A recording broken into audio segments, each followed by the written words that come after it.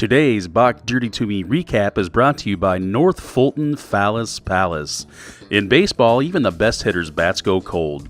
If you're concerned that your bat is in a slump, come see your friends at North Fulton Phallus Palace and let us help you put those balls in play. Good evening, Braves fans, and welcome back to another installment of Balk Dirty to Me. Mitts here, ready to recap the final game of a three-game series where the Braves look to sweep the Mutts at Citibank Field in Flushing, New York.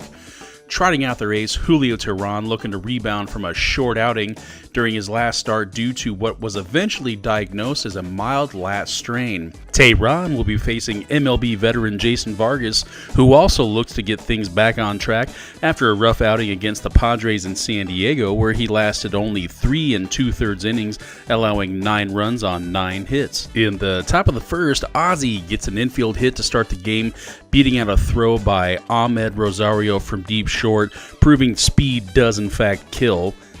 Yet another blown call as second base umpire Mike Everett claims Ozzie Albies went outside the baseline.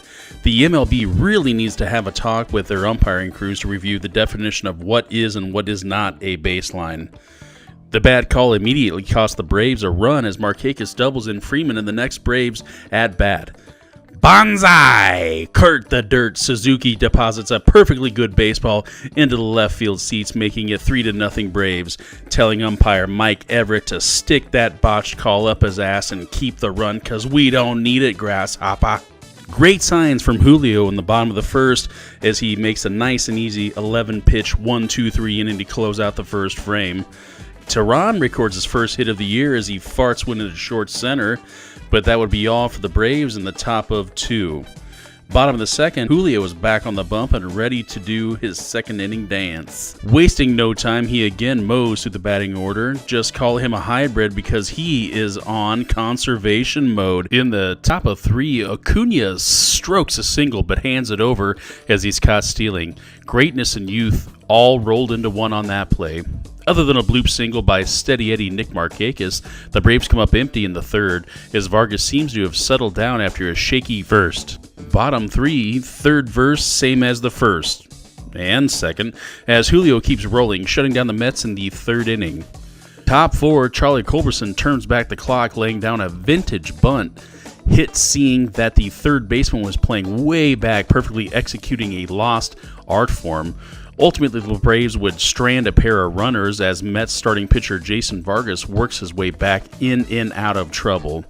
In the bottom 4, Teheran's velocity has definitely rebounded from his last start, hitting 92 miles an hour on the radar, a very good sign. Cespedes works a walk, but that would be it as Julio says, "No soup for you," limiting Jay Bruce to a line out to end the Mets side of the fourth. Top 5, and it's 3-0 Braves. Nope! Make that 4-0 Braves as little lion man Ronald Acuna Jr. says, "Come to me, jungle friends," unloading a tape measure shot into the second deck in left field.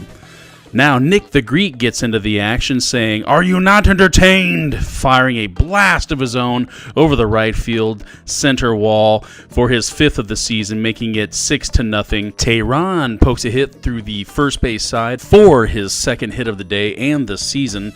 This would also be the last pitch of the day for Vargas as the Mets dugout and, more expressively, the Mets fans ask him to leave.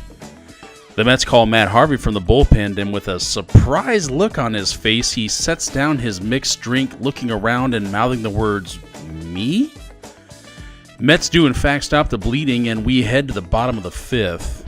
Bottom 5, this is getting old. Teheran up, 3 Mets down. Moving on. Top 6, Harvey shuts out the Braves in the top half of the 6th, then sprints to the dugout to make sure the ice didn't melt in his rum and diet. Going to the bottom of the 6th, again Teheran up, 3 Mets down. To this point in the game, Teheran has more hits than the Mets. Wink, wink, nudge, nudge.